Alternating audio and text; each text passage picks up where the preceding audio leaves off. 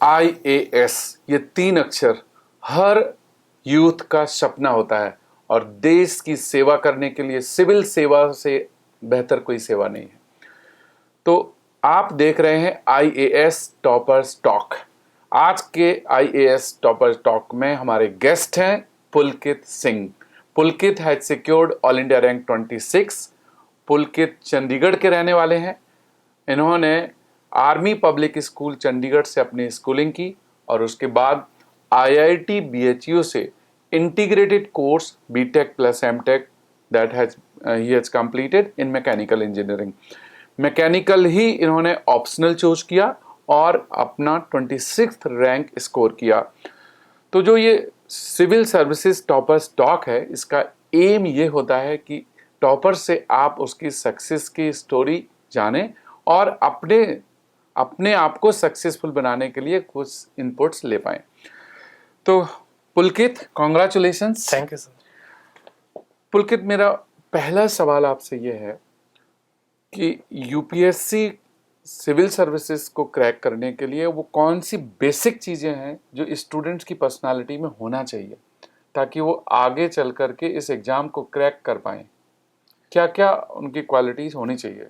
Sir, अगर मैं student के एस्पेक्ट से अगर मैं क्वालिटीज़ की बात करूं तो first I will think curiosity is very important. One should be very curious, then he should seek continuous feedback and improvement on basis of that feedback. So these two things are I will identify, they are very crucial for any aspirant to develop. इससे sir होता क्या है कि एक बार आप curious होते हैं तो जब भी आप कुछ रीड कर रहे हैं तो आपका वहाँ से कुछ इनिशिएट होता है कि एक थॉट प्रोसेस।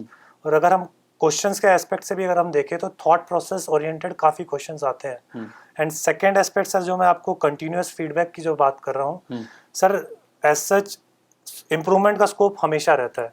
तो इम्प्रूवमेंट का स्कोप हमेशा रहता है। अगर ये क्लैरिटी किसी को रहती है कि he is seeking for improvement तो is always heading in the right direction. अगर उसको ये एलिमेंट नहीं होता है तो he might get satisfied and he may not push himself to the limits that he can do. Curiosity, तो this is the first thing, you have to understand your curiosity.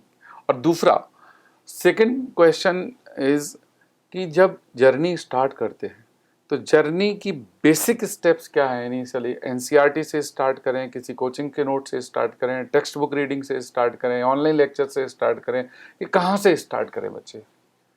Sir, अलग अलग toppers का अलग अलग एक तरीके से step forward रहता है इसमें। Right, it is depends upon कि how you want to start.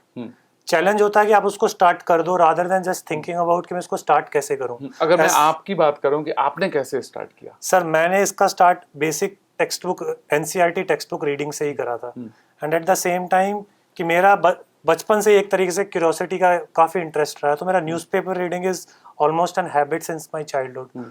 तो अगर मैं कहूँ उस नज़रिए से तो लेटेंट तरीके से तो इसका प्रिपरेशन मेरा आई कैन से इस was from childhood only. But if आई से इन कंसंट्रेटेड मैनर कि जहाँ फोकस तरीके से मैंने करा हो तो मैंने NCERT टेक्स्ट बुक्स को इसका अपना बेसिस बनाया था और उसके ऊपर मैं एड ऑन मटेरियल्स पढ़ता गया था। तो जब पहली बार आपने सिविल सर्विसेज के बारे में सोचा, वो समय ग्रेजुएशन के दौरान कॉलेज के टाइम में या BTech करने आपका MTech हो गया उसके बाद फिर आपने प्लान किया? सर, मेरा प्लानिंग और भी लेट हुआ था इसमें, बिकॉज एज सच अगर मैं देखूँ इसके थॉट के बारे में, so that was after even during the job when I gave a serious thought. I was into training, I was enjoying my training, but then suddenly I gave a serious thought about my career that what I want to pursue. तो इस regard में then I gave a serious thought about it and that time my father guided me. मेरे पिताजी ने बताया कि आप कोई करियर सीख करते हो तो उसमें कुछ एलिमेंट्स देखकर आप अपना करियर डिसाइड करिए, क्योंकि उन्होंने एक तरीके से मुझे एनालाइज करके बताया कि अभी तक तुम एक तरीके से किसी डायरेक्शन में चलते आ रहे हो और वहाँ पर कुछ होता जा रहा तुम उसकी तरफ चलते जा रहे हो। Then I would like to discuss those 3 aspects which my father told me. I would call it is a PIE model. तो उन्होंने मुझे बोला कि कोई भी अगर आप कार्य करते हो तो उसमें आप performance, P for performance, then I for impact and then E for exposure. तो अगर आप इन 3 एलिमेंट्स को अगर आप लेके अपने आप को ओरिएंट करते हो किसी भी कार्य के लिए, आप हमेशा अच्छा करेंगे, not for yourself but also for the others. तो मैंने उस टाइम पे अपना एक quick analysis करा कि what could be the possible career prospect from this, where I can fulfill myself on these parts. So sir, if I talk about performance, that is something an internal factor. True. And if I talk about impact and exposure, that will be depending on the institution in which I'm working. So then I resolved this civil services is the best platform if I wanted to create on the second two aspects. And based on that brief talk that I had with my father, then I resolved for that I will be seeking a career in civil services. Good. अब civil services exam की 3 phases हैं, prelims, mains and interview. आपके हिसाब से कौन सी phase सबसे critical है? सर अगर मैं अपनी पर्सनल लेवल पे बात करूं, मेरे पर्सनल लेवल पे इट वाज मेंस. अच्छा. But if I talk overall कि अगर मैं, because see depends upon person to person, I am first time talking about personally. But if I talk by stats, अगर मैं स्टैटिस्टिक्स को लेके चलूं, prelims, not even just numerically, अगर numerically भी अगर आप देखो तो हाईएस्ट रिजेक्शन रेशियो अगर आप परसेंटेज में देखो तो it is in prelims, right. तो those 2 hours of the exam, ये 3 hours ऑफ एग्जाम, अगर आपने उस समय अपने आप को परफॉर्म नहीं कर पाया तो गॉन.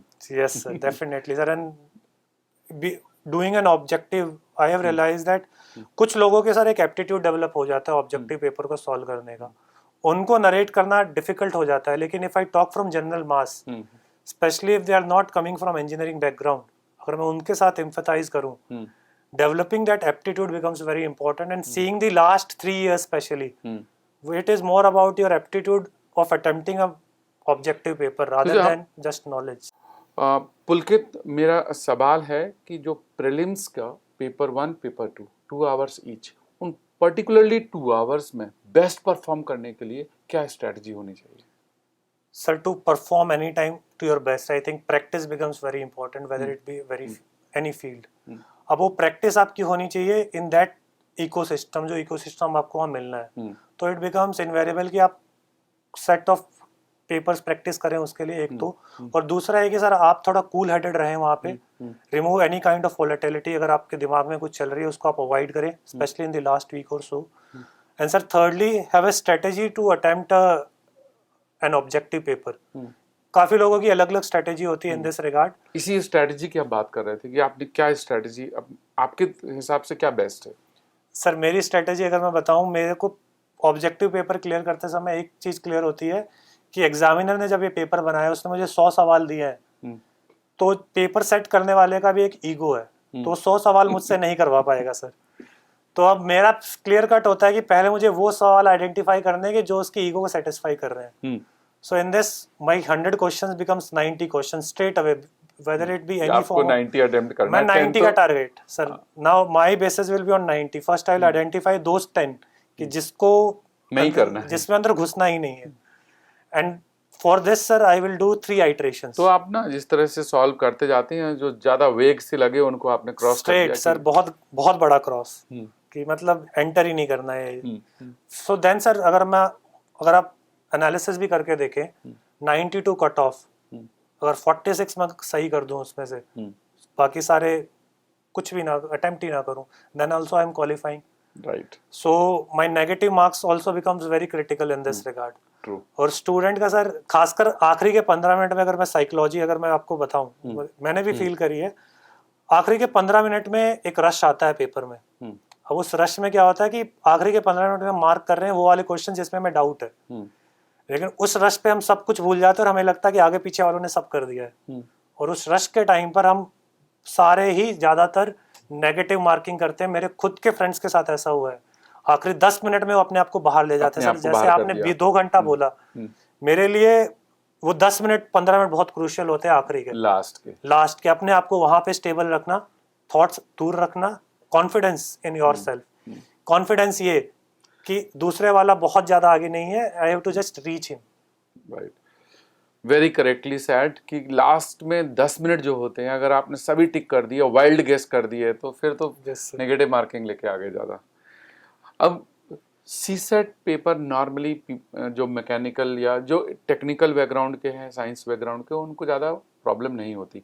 आपका क्या सोचना है कि सीसेट को कितना एम्फेसिस देना चाहिए?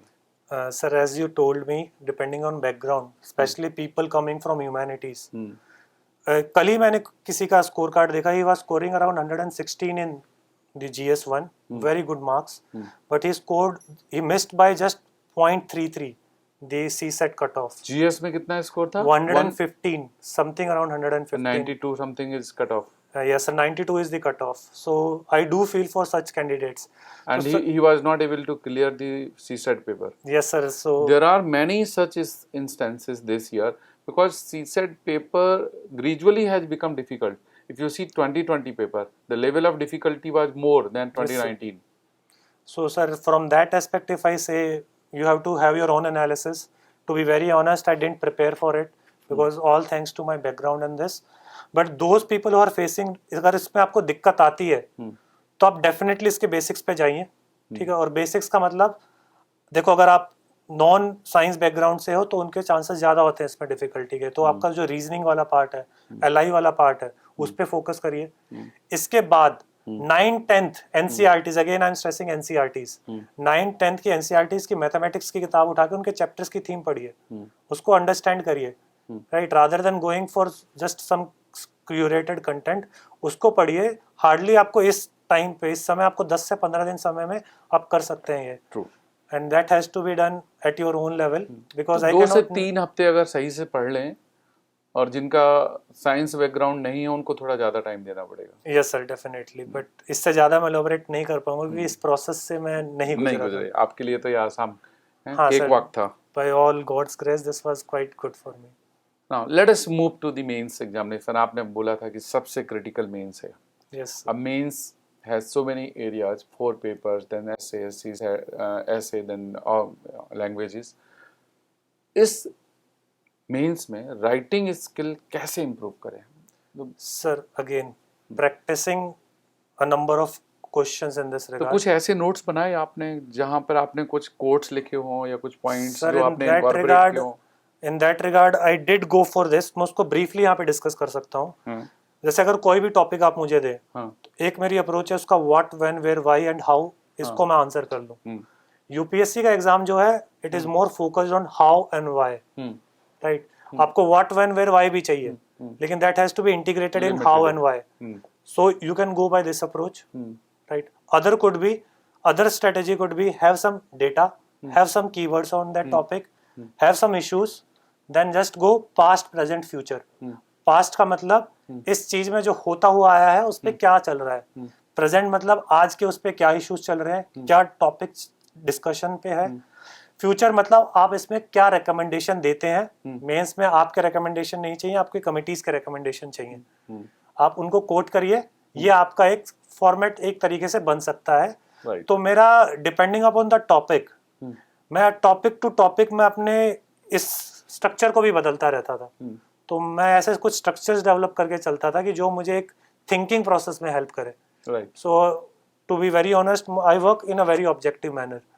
तो उस ऑब्जेक्टिविटी को लाने के लिए मैं स्ट्रक्चर डेवलप कर लेता था किसी भी टॉपिक के लिए। तो उस टेम्पलेट में हिसाब से फिर मैं अपनी स्टडीज करता था सर। तो अपनी परफॉर्मेंस को कंपेयर करने के लिए फ्रॉम द अदर कैंडिडेट्स, क्या आप टॉपर्स के या प्रीवियस ईयर के टॉप रैंकर्स के आंसर शीट वगैरह से कहीं कुछ कंपेयर करते थे, या it has been a very organic one which was only for yourself? Sir, if I talk about this, I was having my preparation in 2 phases.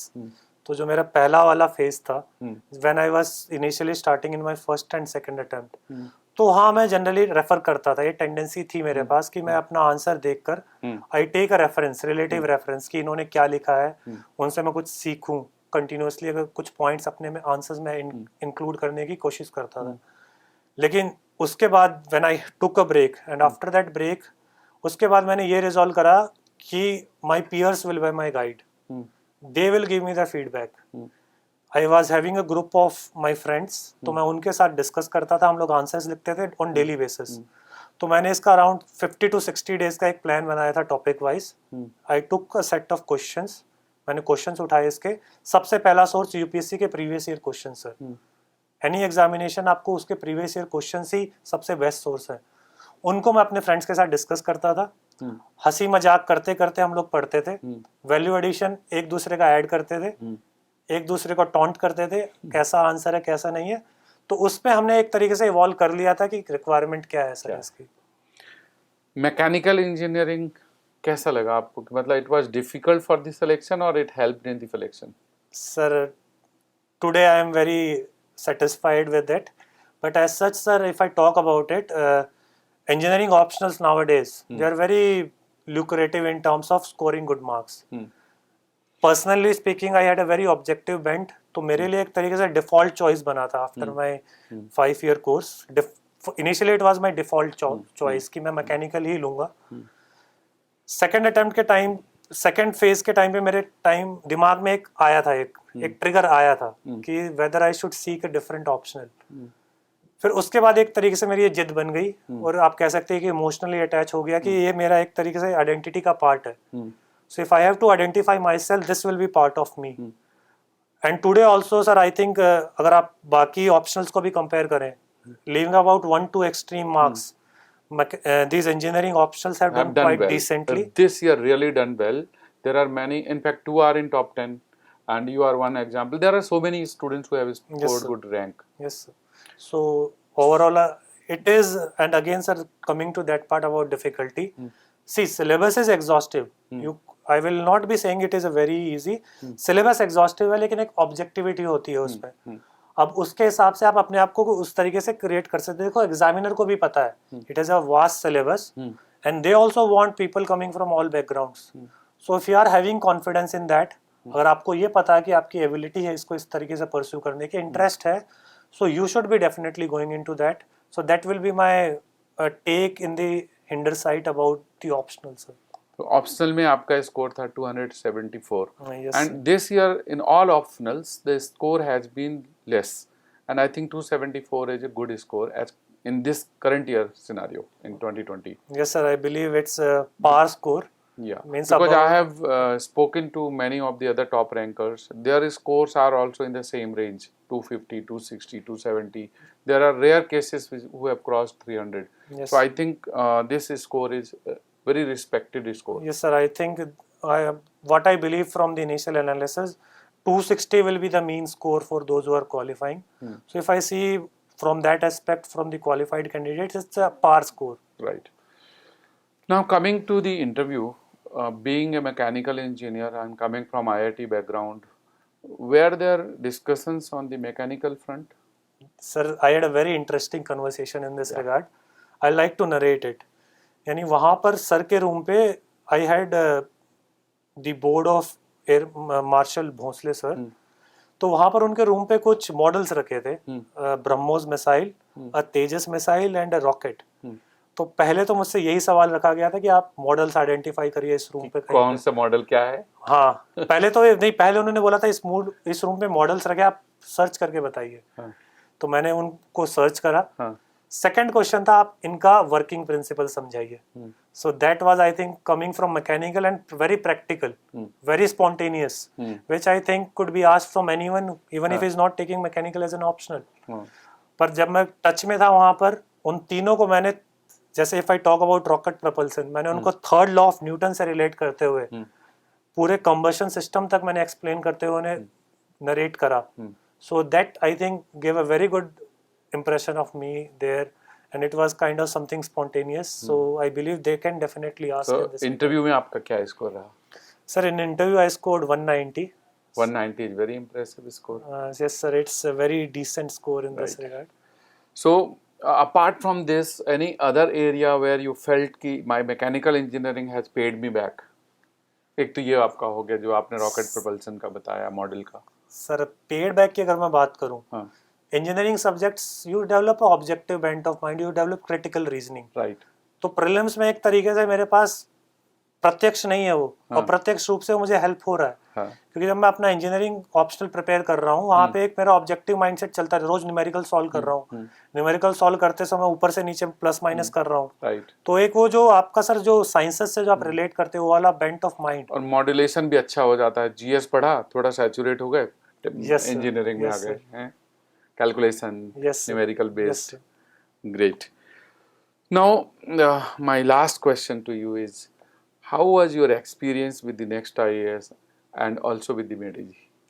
Sir, in this I'll elaborate that how I was associated. This institute, how do you see?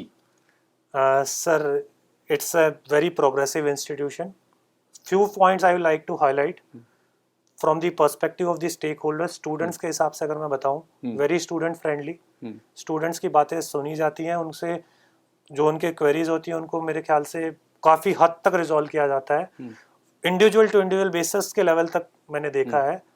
Sir, secondly, from the aspect of the institution, it's a very well managed institution, and whereby I think somehow the ingredients of 𝐍𝐸 are reflected into this in terms of its professional management and the kind of infrastructure that we are having. And sir, again coming to the institutional aspect, one thing is very distinct, I think, is the continuous feedback mechanism that is there somehow. You are talking about the academic coach? Yes sir, that is also there, and apart from that, weekly tests are there. Achha. So those weekly tests, if someone is following them religiously, and I just came to know that one of the students, Srijan, has also qualified with a very... He was also in the classroom yes, sir. course. So he had told me about it, that the process helped him a lot in this regard, the continuous feedback process that he was having. So I believe, sir, these are some of the points which I can think right now. Right. So दोस्तों, आप अभी देख रहे थे Pulkit Singh को, and Pulkit has secured All India rank 26. He has done it. IAS, this magic 3 words he has achieved. If you are an aspirant preparing for UPSC and if you want any support from us, do not hesitate. Next IAS is for you. So thank you, Pulkit, for coming in the studio and motivating the students. We wish you all the best.